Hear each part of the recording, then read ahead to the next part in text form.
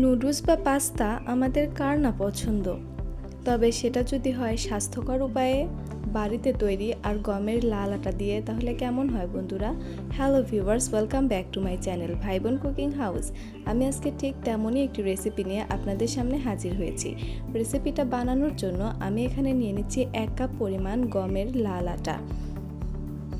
এবার আমি দিয়ে দিব পরিমাণ মতো লবণ। এবার আমি ভালোভাবে মিশিয়ে নিচ্ছি লবণ আর আটাটা, আর অল্প অল্প করে পানি দিয়ে আমি একটি শক্ত খামির বানিয়ে নেব। খেয়াল রাখতে হবে পানিটা অবশ্যই অল্প অল্প করে দিতে হবে, খামিরটা যেন একদমই নরম না হয়।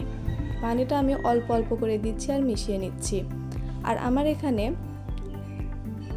হাফ কাপের মতো পানি লেগেছে, আপনাদের পানির পরিমাণটা কম বা বেশি লাগতে পারে। খামিরটা ঠিক এরকম শক্ত হবে, দেখে বুঝতেই পারছেন খামিরটা ঠিক কতটা শক্ত। এবার আমি এটা রেস্ট রেখে দেব 15 মিনিটের জন্য। ফিরে আসছি 15 মিনিট পর। 15 মিনিট পর আমি একটু ময়ান দিয়ে নিচ্ছি খামিরটা। এবার আমি একটি লেচি কেটে নিচ্ছি।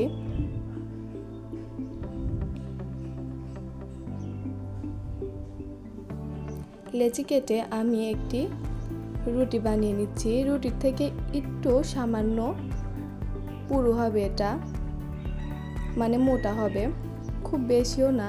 আমি রুটিটা হয়ে গেলে এভাবে দেখিয়ে দিচ্ছি, এই যে ঠিক এরকম হবে। আপনারা দেখে নিশ্চয়ই বুঝতেই পারছেন। এবার আমি এভাবে করে কেটে নিচ্ছি। এটা দেখেই বুঝে নিতে হবে, বলে বোঝানো সম্ভব না।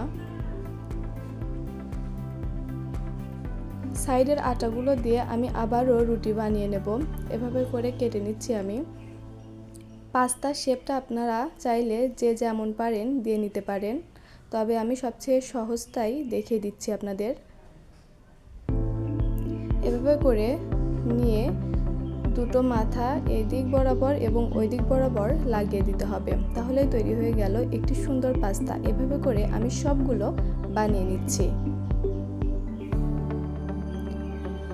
এখানে আমার সবগুলো বানিয়ে নেওয়া হয়ে গেছে। এবার আমি চুলায় পানি দিয়েছি আর পানিটা ফুটে উঠেছে। এবার আমি দিয়ে দিচ্ছি 1 চা চামচ সাদা তেল।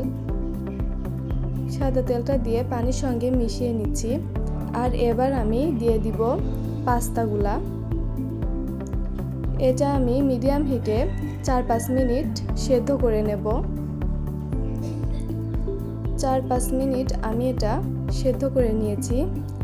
সেদ্ধ হয়ে গেলে এটা আপনি হালকা একটু ওপরে ভেসে উঠবে, আর কালার দেখে আপনারা বুঝতে পারবেন যে এটা হয়ে গেছে। ঠিক এরকম হয়েছে। এবার আমি এটা নামিয়ে নিচ্ছি।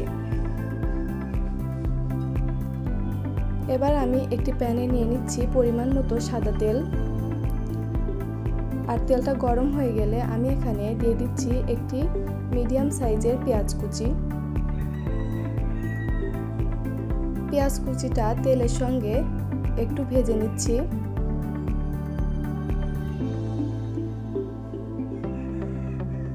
ভেজে নেওয়ার পর আমি এখানে দিয়ে দিচ্ছি একটি ছোট সাইজের টমেটো কুচি। টমেটোটাও পেঁয়াজ এবং তেলের সঙ্গে একটু ভেজে নিচ্ছি। এ পর্যায়ে চুলার জালটা কিন্তু লোয়ে রাখতে হবে। দিয়ে দিচ্ছি আমি 1 চা চামচ মরিচের গুঁড়ো, হাফ চা চামচ জিরে গুঁড়ো। আমি নেড়ে চেড়ে দিচ্ছি। আর এ সময় আপনারা চাইলে একটু পানি দিয়ে মশলাটা কষিয়ে নিতে পারেন। দিয়ে দিচ্ছি পরিমাণ মতো লবণ। লবণটা একটু সাবধানে দিতে হবে, যেহেতু আমরা পাস্তাতে লবণ আগে থেকেই দিয়ে রেখেছি। অবশ্যই চুলার জালটা লোয়ে রাখতে হবে। লোয়ে রেখে নেড়ে চেড়ে মশলাটা কষিয়ে নিতে হবে। এবার আমি দিয়ে দিচ্ছি সেই পাস্তাগুলা। নেড়ে চেড়ে মশলার সঙ্গে মিশিয়ে নিচ্ছি।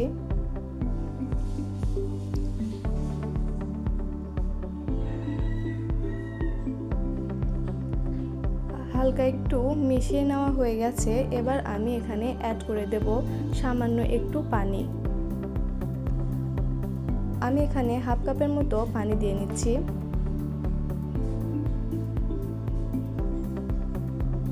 নেড়ে চেড়ে মিশিয়ে নিচ্ছি।